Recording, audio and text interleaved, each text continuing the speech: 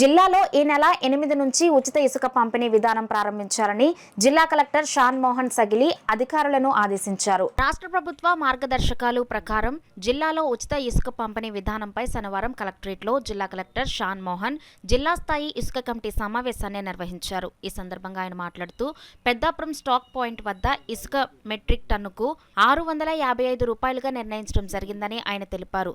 Stock point వద్ద నుండి వినియోగదారులు రవాణా ఛార్జీలు భరించి ఇసుకను తీసుకువెళ్లాలని కలెక్టర్ తెలిపారు.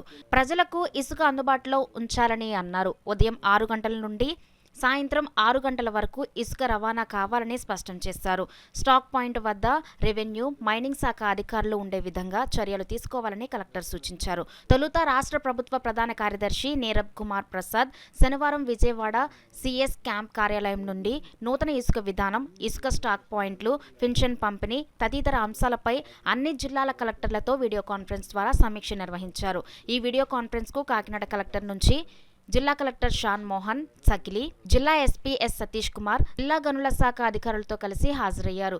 జూలై 8 నుంచి ఉచిత ఇసుక సరఫరా విధానం ప్రారంభం. ఇందుకు జిల్లా కలెక్టర్ చైర్మన్ గా జిల్లా స్థాయి ఇసుక కమిటీ ఏర్పాటు, ధరలను నిర్ణయం వంటి అంశాలపై కలెక్టర్లకు సిఎస్ నీరబ్ కుమార్ ప్రసాద్ దిశానిర్దేశం చేశారు. సమావేశంలో గనుల శాఖ DD Narasimha Reddy, SCB additional SP Srilakshmi, Peddapuram RDO J Sitaramarao, RDO Murali, police అధికారులు తదితరులు హాజరయ్యారు.